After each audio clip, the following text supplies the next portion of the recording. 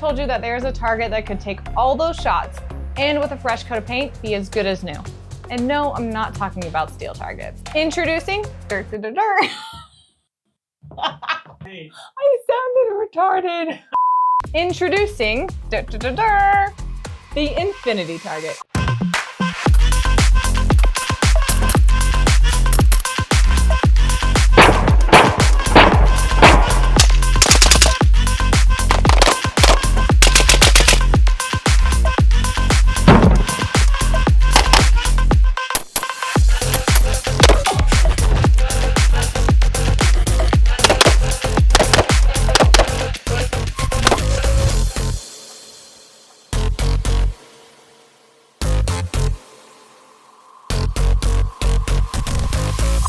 So what are self-healing targets? Yes, you heard me right. These targets are self-healing. So what exactly is a self-healing target? These targets are crafted from a unique synthetic ballistic blend that actually repairs itself after every shot. Simply put, it's a fancy rubber. The special blend absorbs the impact and then self-repairs, meaning you don't have to worry about constantly replacing your targets. But how does it self-heal? Well, I'm gonna be very scientific about this. Where's my glasses? Let's get nerdy about this. There are 4 main ways that rubber can heal itself. 1, rebonding molecules. Some rubbers have special bonds that can break and then reconnect on their own, especially when heated or pressed together. 2, flowing polymers. Some materials can melt slightly and flow back together to seal cuts or tears. 3, healing capsules. Tiny pockets of liquid rubber inside the material break open when damaged, filling the gap and solidifying.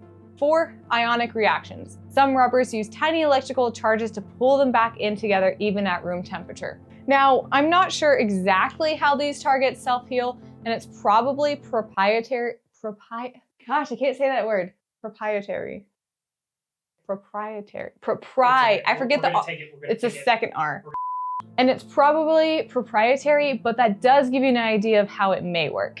Simply, when a bullet hits the target, it leaves a mark, but instead of tearing apart or becoming unusable, the material actually closes up on its own and it heals and stays functional even after multiple shots. This means you can keep using the same target without worrying about it falling apart.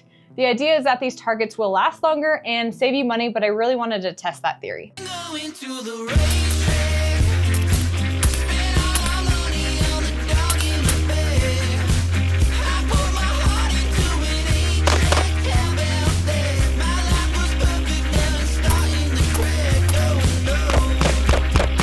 First off, the first thing I noticed is that these targets make going out shooting fun and very simple. I used to use a lot of steel. We only have 1 steel target though, and also cardboard. And when I say cardboard, I mean cutting apart some old Amazon boxes and hanging those up on stands. But let me tell you why I was looking for an alternative option to both of those. I started to not like steel because I can't see where I'm hitting on the steel. Even if you paint your steel target, you can get a general idea of where you hit, but it's not very precise. I would just hear the ring of the bullet hitting the steel and that was good enough. I actually felt myself starting to get a bit relaxed when it came to precision. When I wanted to be more precise with my shots, I preferred shooting paper or cardboard over steel before I found these. You also cannot shoot up close with steel targets due to the shrapnel flying off the target, as this can be a serious safety concern. With cardboard, it took me some time and effort to go check my shots and then tape or mark my shots after shooting. And with cardboard, you can't see where you're hitting while you're shooting, of course, unless you're up close. And when shooting the target, it tends to break down pretty quickly. Also, I'm in Utah and will go out to the range no matter if it's raining or snowing or windy, so cardboard does not hold up well in these conditions. The reason I would use Amazon boxes is because I did not want to, 1, purchase a bunch of cardboard targets, and 2, waste a bunch of cardboard targets. Another issue with cardboard or paper targets is that they get torn up fast and produce a lot of trash. They also generally are not reusable and you have to replace them every range day and potentially multiple times in one range session, depending on multitude of factors such as the number of rounds you're shooting and the drills that you're doing. Many traditional targets, especially paper ones, gets used once or twice and end up as waste. I mean, how many times have you seen a bunch of trash just left over at ranges? Now, where do these infinity targets come into play? Well, these targets to me are a good middle ground between cardboard and steel. It combines the immediate visual feedback and reusability you get from steel and the functionality and impact accuracy of cardboard. These targets, when hit, will flake off the paint around the impact point, leaving a black mark where you can see where you hit. They come white with the black rubber underneath the paint, and although you can always paint the targets a different color, white's probably your best bet just for the most prominent visual cue. But even though you get this larger mark on the target and the material starts to close up, the bullet passes through the target and the hole does not completely close up, which leaves a more accurate impact point than steel, for example. With these targets, you can be 100 yards away and still see where you are hitting. After you're done with your drill, all you need is spray paint. You just cover your hits with the paint and then you're ready to go. We stopped by our local Cabela's on the way to the range and purchased some paint that's labeled steel target paint, and it works really well.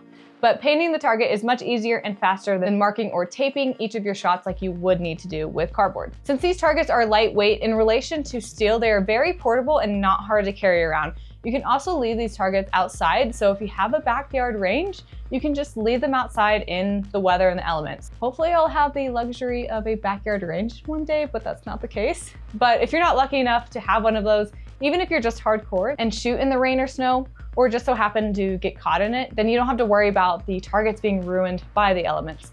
They're also relatively heavy, so they don't blow around in the wind like cardboard or paper. But what about the setup and versatility? How easy is it actually to get this target ready for shooting? As you can see, setting up these targets is super simple. You don't need any tools or equipment. Just hang it up by using the clips provided and you're ready to go. No complicated assembly here. You do need a stand, which you can actually just make yourself with 2x4 and 1x2 wooden boards, or you can buy a metal target stand from Infinite Defense or another company, although you still would need some boards as well. I even just bought my stands off of Amazon for 30 bucks. So whether you're at an indoor range or an outdoor range, this target doesn't require anything extra besides the stand, which you probably already have, but you don't need any fancy brackets or special mounting systems. Just hang it and shoot. Now that's all great, but how many rounds can this target actually take? Thousands. Think about it this way. So if you're going to the range once a month and shooting 200 rounds each time, that's 2,400 rounds each year. Our military and competitive shooters will typically see around 7,000 rounds of lifespan from multiple calibers before a replacement target is needed. That means for most average shooters, one target could last you up to 3 years. That is if you actually hit your target. Judging by some of the comments, it's questionable on if some of you guys actually know how to shoot. Just make sure you don't use any hollow points or slugs, as those will damage the rubber more. Let me quickly just speak on some of the cons, because every product will have cons. First off, the first few shots are very clear and the paint flakes off very well. However, after you repaint a few times, the flaking and the black mark you get from hitting the target is not as large. And I don't mind it being less prominent, but it does make it harder to tell where you shoot at certain times. And also, if they did have a way to replace the A-zone, although I'm not sure how they would achieve that, that would be a great addition, because that is the area I'm hitting the most, or at least trying to hit. So once I start blowing that out, I will need to start aiming at another spot on the target, which is fine, but I would prefer to aim for the A-zone. Also, the smell of the rubber is not pleasant. I mean, imagine having like fresh tires sitting in your car, but the smell does go away as soon as you take the targets out of the car. It's just something to note if you do have any sensitivity to smells. All right, I've put it off for too long. Let's talk money. Hello, I like money. So how do these synthetic self-healing targets stack up against paper, cardboard, and steel? Well, let's break it down. When looking online for IPSC targets, the cardboard targets were around like 90 to 150 for a pack of 100. Paper was similar, but slightly lower at like $60 to $100 per 100 targets. And the USPSA IPSC full-size infinity targets are $139 currently. To me, this is an investment, but I think it's worth the price that you pay because of how many rounds you get out of it. Yeah, of course, you can't beat the free cardboard Amazon boxes, and I have heard that some people pick up cardboard targets for free after matches, and many times these targets are like just lightly used. But taking into consideration the durability, reducing weights, immediate visual cue you get when shooting, and how easy and simple these targets are, I think they are a great option. So overall, what are the pros and the cons? The pros are, well, one, the self-healing rubber material means fewer replacements and longer use. 2, they are very durable and can withstand whatever the weather throws at you, including wind, rain, and snow. 3, it is eco-friendly, reducing waste over time.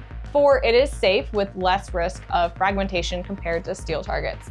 And 5, it is relatively easy to pack it up and transport it in your car. Is that your car? Yeah. Cons: 1, it does have a higher initial cost when compared to standard paper targets. 2, there is some wear over time, though it's still far more durable than regular paper or cardboard targets. 3, it is not suitable for some ammunition like hollow points or slugs without some added degradation.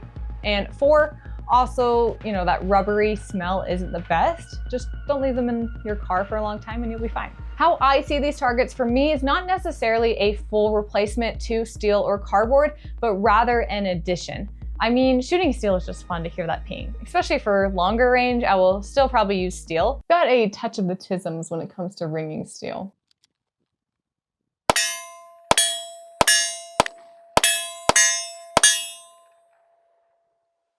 I can also see myself using paper or cardboard when doing like mock tactile game stages, for example. So I think using different targets does have its advantages. However, if you're looking for just one target and don't want to worry about multiple different ones, I think these rubber targets are a better option. These have been our go-to targets on the range ever since we received them. No matter what we're doing, we're always just packing them in the car.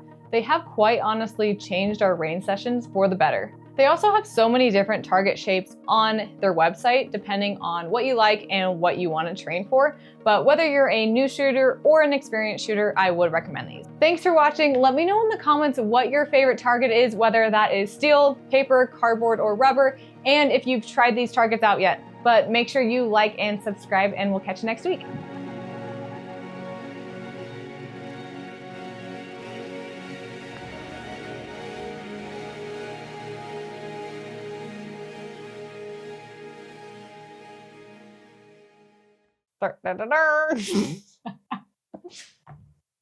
Introducing. Get